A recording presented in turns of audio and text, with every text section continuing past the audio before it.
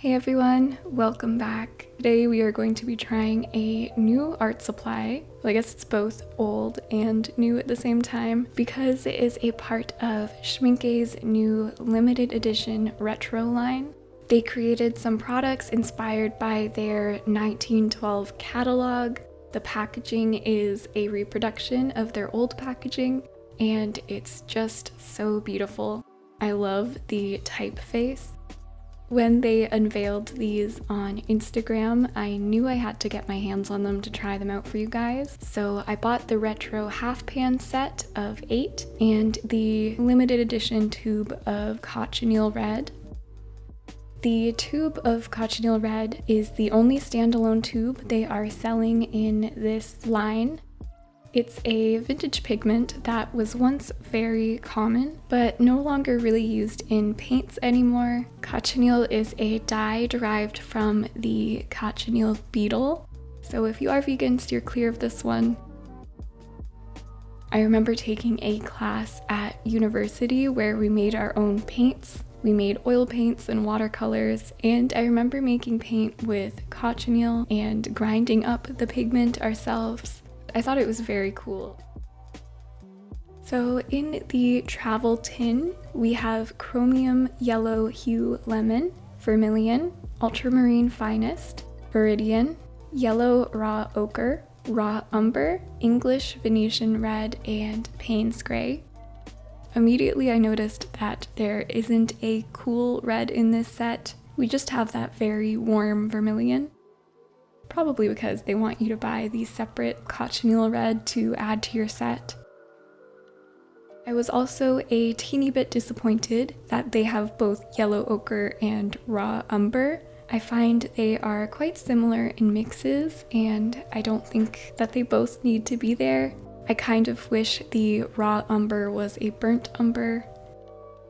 But I know that the color selection is based on what colors were available and what colors were in the travel tins of 1912, so I guess I'm okay with it.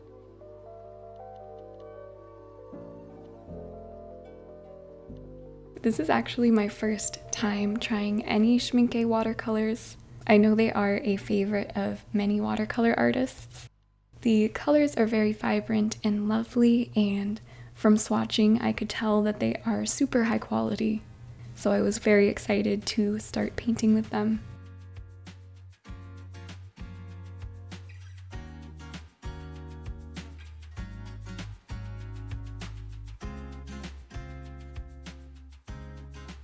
Before we get into painting, I want to thank the sponsor of today's video, Skillshare. As you guys know, I have been wanting to improve my watercolor skills. It's not my main medium, but it is a medium that I love and that really inspires me. To gain more confidence with watercolor, I really wanted to go back to the basics. I found a great class on Skillshare called Watercolor Workout Basics and Beyond by Robert Joyner. This class is jam-packed full of different techniques, but one thing in particular that really stood out to me was the section on stroke speed. He shows how you can get different effects depending on how quick or slow you are with your mark making. I don't know why, but until now that hasn't been something I've ever considered while painting with watercolor, so that was a special takeaway for me. We all know and love Skillshare. It is the largest online learning community for creative folks with thousands of classes led by industry pros across art, illustration, design, freelance, productivity, and more. This summer, embark on a creative learning journey with Skillshare and elevate your career, skills, or side hustle to a whole new level. The first 500 people to use my link will get a 1-month free trial of Skillshare.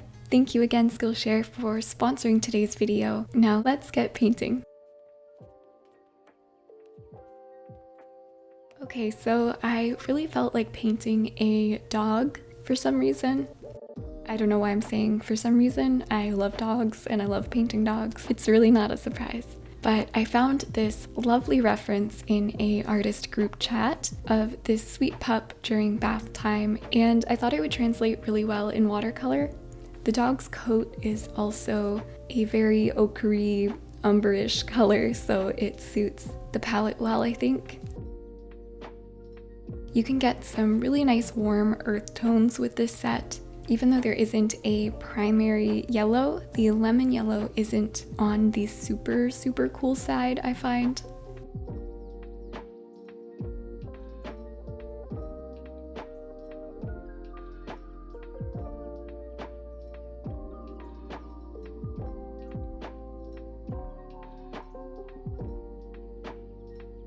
When I paint with watercolors, I like to build up many layers, and I do tend to use more dry techniques than wet techniques, which is something I really want to work on. I want to try doing more wet on wet techniques.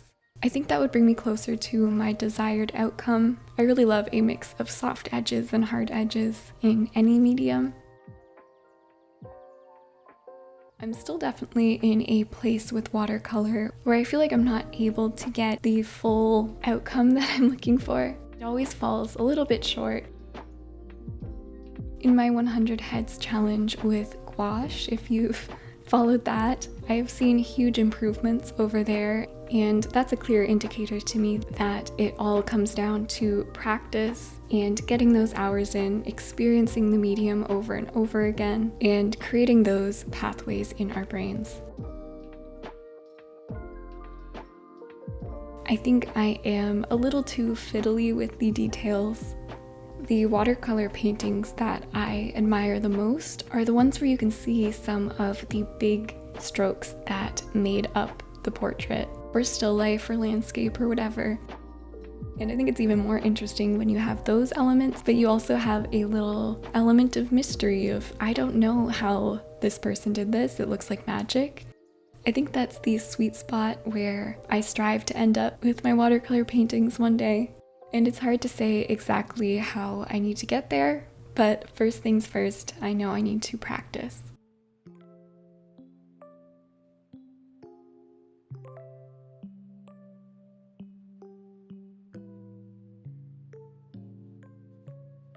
I think that similarly to how I paint with gouache or oils, I need to stick to larger brushes for longer in the painting session. I need to try to avoid picking up the smaller brush and getting into the nitty-gritty details, and focus on breaking down the subject into its biggest forms, its biggest shapes.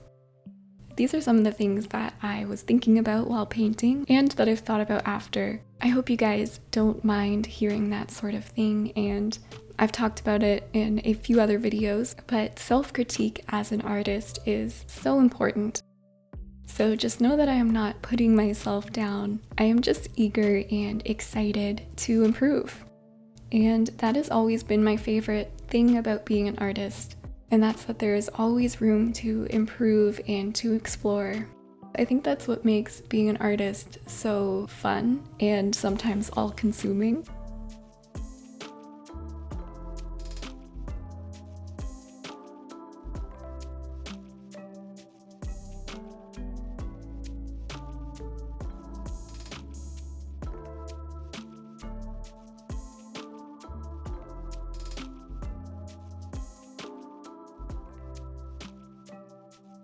Another reason I really wanted to pick up this set is because I have a real fascination with vintage art supplies. I often find myself on eBay and Etsy looking at those beautiful Victorian artist paint boxes that look like they weigh quite a bit and you need a key to open them. I think it would be so cool to own one of those, though they can be quite pricey, understandably. That is definitely a dream of mine if I ever have more disposable income.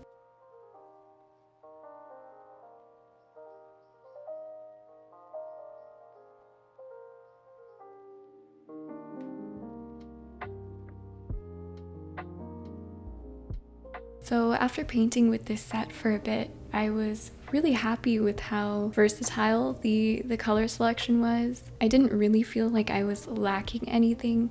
Actually, I do think you need a cool red. That is a little bit of a gap there.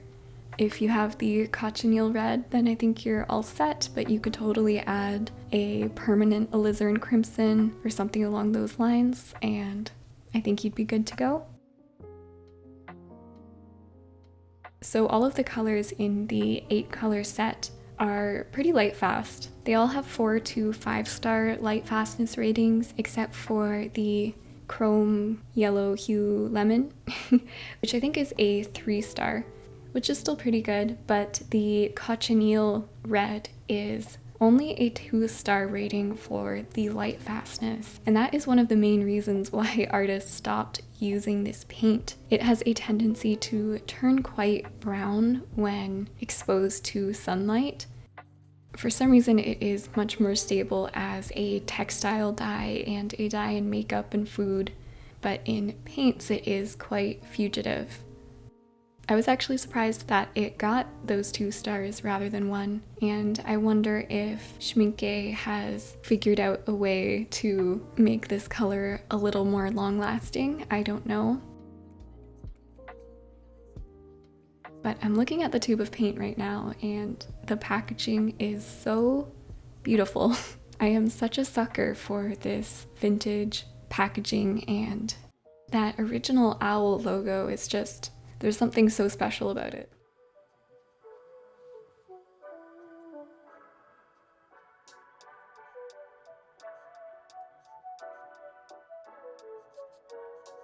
Okay, so I think that is it for this video. Thank you so much for watching. If you liked it, you can leave the video a like. If you are in the mood for more art videos, I have plenty on this channel for you to watch, and many more coming soon, so make sure to subscribe if you haven't. Thank you to Skillshare for sponsoring today's video, and a huge thank you to my channel members and my patrons over on Patreon. I hope you have a great day. I will see you in the next one. Bye-bye.